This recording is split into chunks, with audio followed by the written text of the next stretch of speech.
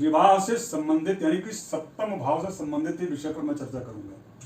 इस कार्यक्रम में हम लिए हैं दो विषय, कब विवाह होगा, विवाह किस दिशा में होगा, दो बिंदु। देखिए, सबसे पहली बात तो यह है कि विवाह के कारक जो है दो ग्रह हैं।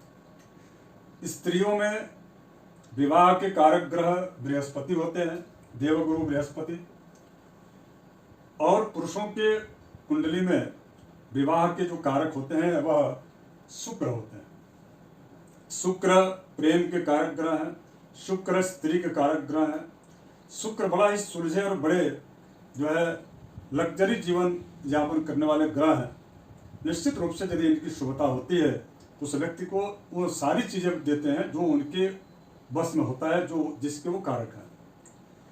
और सीधी सी बात है, जैसा कि आपको हमने पिछले कार्यक्रम में बताया है कि जो ग्रह यदि उच्च का है, स्वराशि का है, तो वह पूरा आपको फल देते हैं। ये कोई नई बात जानकारी तो है नहीं, आप सबको ज्ञात है। उसी प्रकार से गुरु जो है स्त्री की कुंडली में विशेष करके वह जो है पति का कारक ग्रह होते हैं, विवाह का कारक ग्रह बृहस्पति होते हैं। बृहस्पति बड़े धीर, बड़े गंभीर, सबसे बड़ी बात यह है कि वह धर्म भीरु, इसीलिए महिलाओं को आपने देखा होगा जो माता, उनको धर्म पत्नी कहा गया है। मैं और भी जानकारी आपको दूं कि आपने देखा होगा प्रायः शब्दों में कि जैसे आपके मन में प्रश्न उठेगा कि केवल मात्र दाम्पत्य जीवन में इन्हीं दो ग्रहों का दखल क्यों, तो उसके पीछे कारण है। कई बार आपने देखा होगा कि कई बार लोग अपने धर्म पत्नी को वाइफ को जो है लोग जो भाग्यवान बोलते हैं। भाग्यवान इसलिए कहते हैं क्योंकि वास्तविक में शुक्र और गुरु की युति होने के पश्चात, चूंकि एक तो दैत्य गुरु है और एक जो है देव गुरु, लेकिन है गुरु, ये कभी किसी की अशुभता नहीं चाहते। तो भाग्यवान अर्थात जो है बृहस्पति चूंकि धर्म का भाग्य स्थान के कारक ग्रह होते हैं, तो शुक्र और गुरु, शुक्र सप्तम भाव के कारक ग्रह होते हैं। देखिए, शुक्र गुरु जो है द्वितीय भाव के कारक, यानी कि यदि इस काल पुरुष का हमने कुंडली लिया है जो कि एक प्रतीकात्मक है, मेष लग्न की कुंडली है, और इसमें मैं आपको ये बताना चाह रहा हूँ कि यदि बृहस्पति यहाँ पर बैठे हुए हैं, गुरु यहाँ पर हमने वो किया है, यदि बृहस्पति यहाँ बैठे हैं पंचम स्थान में, यदि यहाँ पर बैठे हैं और एकादश स्थान बैठे, तो यहाँ पर गुरु अपना जो फल है वह लगभग 80% तो देते ही हैं। यदि और किसी ग्रह से पीड़ित नहीं तो 100% भी देते हैं। यदि यह गुरु, चूंकि हमने यहाँ पर दिया है कि सप्तमेश यानी इसका स्वामी, अब पिछले वीडियो में हमने बताया है कि यदि यहाँ पर 9 नंबर और 12 नंबर के सामने यहाँ गुरु है तो इसका स्वामी जो है गुरु होंगे। यदि इस प्रकार से सप्तम भाव के स्वामी यदि गुरु हैं और वह यहाँ इसके भाव के स्वामी गुरु होकर के यदि शुक्र से कहीं पर भी संपर्क या संबंध बना रहे, जैसे मान लीजिए हमने लिखा है यहाँ शुक्र है, दसम स्थान में बैठे हुए हैं, और यहाँ पर यदि गुरु बैठे हैं, तो ये एक दूसरे को दृष्टिगत करके और इनका परस्पर में संबंध बन रहा है। ऐसा भी होता है कभी कभी कि आप देखे होंगे कि राशि परिवर्तन, अर्थात जो है शुक्र की राशि यह है, तुला राशि स्वराशि के होते हैं, जो कि 2 नंबर और 7 नंबर जहाँ पर रहता है वहाँ पर जो है स्वामी उसके शुक्र होते हैं। तो 2 नंबर और 7 नंबर के स्वामी जो शुक्र हैं, अगर यदि यह शुक्र की राशि में गुरु बैठे हों, अर्थात यहाँ पर गुरु हो, और ये जो शुक्र है वह जो है यदि गुरु की राशि में, अर्थात गुरु की राशि यह है, यहाँ पर शुक्र बैठे हों, यहाँ पर जो है शुक्र बैठे हों, यहाँ पर गुरु बैठे हों, ये स्थिति होती है स्थान परिवर्तन का। यानी कि स्थान परिवर्तन भी यदि कर रहे हैं तो भी शुक्र और गुरु जो है प्रबल होते हैं। इससे ये सिद्ध हो जाता है कि गुरु और शुक्र का परस्पर समन्वय निश्चित रूप से बड़ा ही फलप्रद होता है। हमने तो गुरु के बारे में बताया, अब हम शुक्र के बारे में बता रहे हैं। देखिए, शुक्र किन स्थानों पर यदि बैठे हों आपकी कुंडली में तो वह कितना अच्छा प्रभाव उनका होगा। और शुक्र इस 12वें स्थान के, यानी कि वह लग्जरी जीवन के, शयन कक्ष के, स्त्री के सुख के या कारक ग्रह यदि शुक्र यहाँ बैठ जाए तो उस व्यक्ति के जीवन में अखंड समृद्धि योग और सपत्नी यानी कि पति पत्नी काफ़ी दिनों तक जो है एक दूसरे का साथ देते हैं, यानी कि ये बहुत कारक हो जाता है। ठीक उसी प्रकार से यदि शुक्र यहाँ सप्तम स्थान बढ़ जाते हैं शुक्र का होकर के या अपने मित्र की राशि में, या शुक्र की 2 राशियां हैं, आप सब जानते हैं कि 2 नंबर और 7 नंबर यदि यहाँ पर हो, या शुक्र चूंकि मीन राशि के उच्च के होते हैं, या यहाँ पर 12 नंबर हो, तो 2, 7 या 12 इन तीनों में से कोई भी नंबर हो और वहां पर यदि शुक्र कहीं पर भी बैठे हो, विशेष करके जिस भाव के जिस जगह के कारक होते, जैसे यह 2, 7 यहाँ पर शिफ्ट हो जाए, 12 यहाँ शिफ्ट हो जाए, जहाँ शुक्र हमने लिखा जो किस भाव के कारक होते हैं चतुर्थ स्थान के, माता, मित्र, सुख, वाहन, भूमि, भवन, इन सब चीज़ों के कारक शुक्र होते हैं। यदि यही शुक्र 10वें स्थान में यहाँ पर आ जाए और यहाँ पर 2, 7, 12 अंक यहाँ पर हो, नंबर हो 2, 7, 12, इसका मतलब कि शुक्र यहाँ पर भी बहुत जो है बलवान हो जाते हैं। और ऐसी स्थिति में उस व्यक्ति के जीवन में शुक्र से संबंधित, अर्थात मैं पुनः कह रहा हूँ, स्त्री सुख से लेकर के धन, समृद्धि, संपदा, भवन, भूमि, वाहन, मित्र, माता, इनकी कमी उस व्यक्ति के जीवन में नहीं होती है। अब हम ये चर्चा करेंगे, चूंकि बिंदु जो मुख्य विषय था विवाह कब होगा। देखिए अब आपको समझ में आ गया होगा कि शुक्र और गुरु कितना महत्वपूर्ण है और क्यों महत्वपूर्ण है। शुक्र प्रेम के कारक भी ग्रह होते हैं। पति पत्नी में तभी जाकर के संबंध अच्छे होंगे या रहेंगे जब आपस में परस्पर में प्रेम और समन्वय हो, क्योंकि यह गृहस्थ जो जीवन होता है वह बहुत ही एक दूसरे के ऊपर विश्वास का परिचायक होता है। पत्नियों को चूंकि धर्म से गुरु से इसलिए जोड़ दिया गया, चूंकि पत्नियां चूंकि गुरु धर्म का कारक होते हैं, इसलिए उनको धर्म पत्नी कहा जाता है। तो काल पुरुष में किसी भी प्रकार से जो भी चीजें हैं वो बिल्कुल आप स्वयं अपने घर में अपनी कुंडली खोल करके इन सारी चीजों को आप जान सकते हैं। अब इसके बाद प्रश्न उठता है विवाह कब होगा।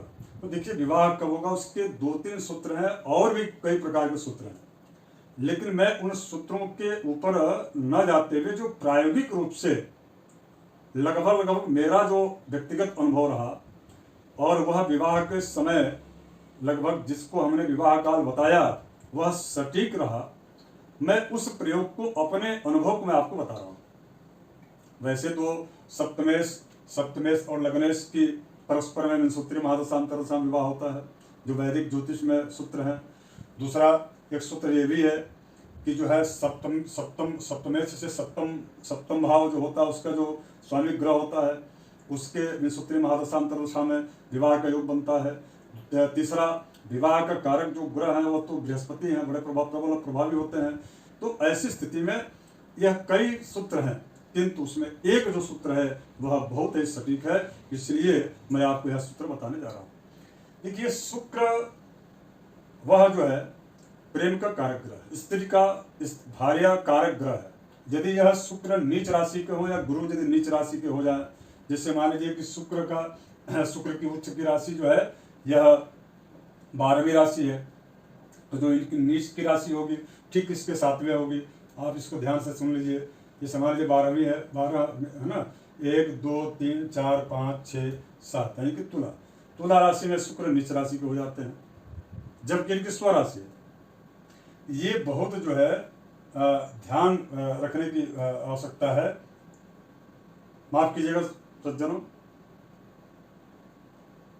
शुक्र उच्च की राशि अर्थात जो है कि राशि मीन राशि होती है, और उच्च की राशि मीन राशि यहाँ से स्टार्ट करके यदि आप देखेंगे तो 7वां जो भाव स्थान होता है वह जो है निश्चित रूप से वह नीच की राशि होती है। शुक्र की नीच राशि कौन है? 1 2 3 4 5 6 7 अर्थात जो है कन्या राशि है। तो कन्या राशि का जो है यदि शुक्र उसमें रहते हैं तो उनका प्रतिफल अच्छा नहीं आएगा। उसी तरह से बृहस्पति चूंकि उच्च के इस जो है चतुर्थ 4 जहाँ नंबर हो वो यदि वहाँ पर गुरु होते हैं तो वह उच्च के हो जाते हैं। तो इसके ठीक 7वें स्थान में दशम अर्थात जो है यदि मकर राशि में यदि गुरु हो तो निश्चित हो जाते हैं। तो ऐसी स्थिति में विवाह से संबंधित बाधा ही केवल नहीं आती बल्कि वैवाहिक जीवन में भी कई प्रकार की विसंगतियां भी देखी गई। अब विवाह कब होगा? तो देखिए शुक्र जो है जहां पर भी स्थित हो उस शुक्र से 1 5 और 7 अर्थात इस शुक्र से जो शुक्र से मतलब ये जैसे मान लीजिए यहाँ पर शुक्र यदि बैठे हैं और यहाँ पर गुरु आ जाए गोचर में, और इसके पश्चात जो है 5, 1, 2, 3, 4 और 5 यदि यहाँ पर गुरु आ जाए,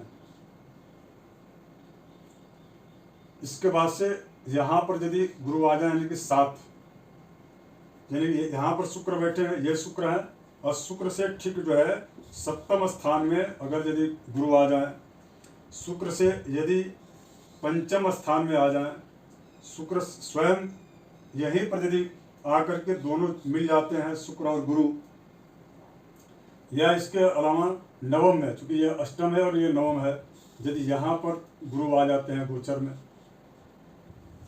तो शुक्र से यानी कि शुक्र और प्लस गुरु हो गया, यानी कि एक नंबर ये हो गया। इसके पश्चात जो है देखा जाए तो शुक्र से गुरु की स्थिति यदि 5वें स्थान में हो, यानी कि 5वें, यहाँ पर जो है 5वें स्थान में, और इसके पश्चात जो है 7वें, यानी कि गुरु की पूर्ण दृष्टि देखना और गुरु के से परस्पर में शुक्र का जब जब संबंध होगा तब तब विवाह का योग बनेगा। मैं इसको आपको और भी आगे अच्छे से समझाने का प्रयास करूंगा। और इसके पश्चात जो है, अब इसमें मान लीजिए कि देखा जाए कि कैसे इसको मैं मिटा दूँ, क्योंकि आप भ्रमित ना हो इसके लिए मैं इसको मिटा देता हूँ और आगे हम चर्चा करेंगे। इसके पश्चात अब हम ये देखेंगे कि ऐसा हम कैसे जान सकते हैं कि आपके विवाह की टाइमिंग वास्तविक में कब है। तो देखिए, शुक्र से गुरु का 1, 5 और 7 9वें स्थान में यदि हो तो वह वही टाइमिंग होता है। विवाह का जो समय होता है लगभग आज के समय में 22 से 23 के वर्ष के बाद ही विवाह होता है। तो 22 से 23 वर्ष के बाद यानी कि 22 से लेकर के और 24 के बीच में, जहाँ जैसे मान लीजिए कि गुरु आज इस समय वर्तमान में यदि वह सिंह राशि में है, तो यह गुरु एक साल में राशि चेंज करते हैं, तो एक जो है यह गुरु 5 से 1 साल में यहाँ पर आ जाएंगे, यहाँ पर आएंगे, और यदि यहाँ पर आएंगे तो इस तरह से ऐसे करते करते करते जो है यह दूसरे साल यहाँ, तीसरे साल यहाँ, और चौथे साल यहाँ, 5वें यहाँ, 6ठे 7वें 8वें साल में यहाँ पर, 9वें साल में यहाँ पर, 10वें साल में यहाँ पर, 11वें साल में यहाँ पर, 12वें साल में यहाँ पर आएंगे। अर्थात एक चक्र में एक बार यदि गुरु राशि 12 राशि जब चक्र पूर्ण करते हैं तो 12 साल लगा देते हैं। यदि यही रिपीट करेंगे +2 तो यह 24 साल होगा। जहाँ पर इनका जो समय है टाइमिंग, इनकी टाइमिंग जो है, जैसे मान लीजिए कि 22 वर्ष के बाद हम कह रहे हैं, तो यहाँ पर चूंकि आते आते चूंकि 9वें स्थान में यहाँ पर शुक्र बैठे हुए, शुक्र से 9वें स्थान में यदि यहाँ पर गुरु आ जाए तो आप ये देखेंगे कि 12 वर्ष तो ये पूरा हो गया एक चक्र। दूसरे चक्र में 13, 14, 15, 16, 17, 18, 19, 20 और 21वें वर्ष में यहाँ पर जब गुरु आएंगे तो उसका विवाह योग बनता है। और इसके पश्चात जो है आप देखेंगे कि 21 वर्ष के बाद 22, 23 और 24, ये जो 3 साल का जो अंतर है, ये 3 साल में उसका विवाह योग नहीं बनेगा। लेकिन 24वें वर्ष में जब गुरु यहाँ पर आएंगे और शुक्र से गुरु यहाँ पर आकर के और शुक्र से संबंध बनाएंगे, तो यहाँ पर उस व्यक्ति का 24वें वर्ष में उसका विवाह जो है संपन्न होगा। इसी प्रकार से आगे भी आपको समझना चाहिए कि विवाह उस व्यक्ति का या बच्चे का कब होगा। कई बार ऐसा हुआ कि कुछ ग्रहों के अशुभता की वजह से यह विवाह जो 24 वर्ष में नहीं होता है, तो पुनः तीसरे चक्र में जब शुक्र, चूंकि यहीं पर है शुक्र, तो और तीसरे चक्र में जब शुक्र से गुरु 1, 2, 3 यानी कि 3 यानी कि 24 और 3 ये जो है 27वें वर्ष में। उसके पश्चात यदि इसमें भी लेट हो गया तो 27 के बाद 28 और 29 और 30 यानी कि 30वें वर्ष में। इस प्रकार से आगे मैं ये भी चर्चा दूसरे एपिसोड में बताऊंगा कार्यक्रम में कि आखिर इन सभी में से चयन क्या किया जाए, आखिर किस वर्ष इसका विवाह हो, इस पर एक बहुत विस्तार से मैं पुनः कार्यक्रम करूंगा। मैं केवल इसमें एक साधारणतया विवाह के वर्ष की बात हम इसमें आप बताने वाले थे। अब इसके पश्चात अब आप समझ गए होंगे कि आप कैसे निकाल सकते। तो कुल मिलाकर के शुक्र से एक यानी कि जहाँ पर शुक्र और गुरु दोनों का मित्रता या दोनों एक साथ बैठे हों, शुक्र से 1, 3, 5, 7 और 9। 3 को कुछ विद्वान इसको जो है नहीं स्वीकार करते हैं, किंतु मेरा व्यक्तिगत मानना है कि तीसरे स्थान में भी यदि गुरु जब जाते हैं तो उस समय भी विवाह का योग प्रायः देखा गया है। ये मेरा व्यक्तिगत जो है अनुभव की बात रही है, क्योंकि तीसरा जो होता है स्थान जो होता है वह स्थान सहयोगी का, साथी का होता है। अब हम इसके पश्चात चर्चा करेंगे किस दिशा में होगा विवाह। तो देखिए उस दिशा के लिए कहा गया है मेषे च सिंहे धनु पूर्व भागे, यानी कि ग्रहों की दिशाएं बताई गई हैं राशि के अनुसार। अगर यदि इस स्थान में, यानी कि ये सप्तम स्थान है, सप्तम स्थान में 1, 5 या 9, इस सप्तम भाव में 1, 5 या 9, ध्यान से समझिएगा, यदि ये नंबर यहाँ पर होगा तो उस व्यक्ति का विवाह जो है पूर्व दिशा में होगा। क्योंकि मेषे च सिंह धनु पूर्व भागे, मेष और सिंह और धनु इसकी राशि, इन राशियों के, तीनों राशियों के का जो दिशा है वह पूर्व है।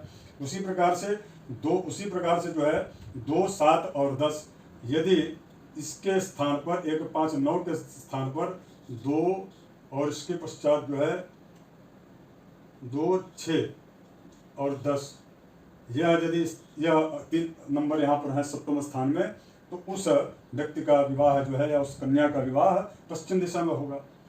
वर कैसा मिलेगा, इन सब चीज़ों के बारे में हमने पिछले कार्यक्रम में चर्चा किया है, आप उसको देख सकते हैं। इसी प्रकार से 3, 7 और 11, यदि यहाँ पर 3 नंबर हो, 7 नंबर हो, 11 नंबर हो, ऐसी स्थिति में उस कन्या का या उस जो है पुत्र का विवाह उत्तर दिशा में होगा।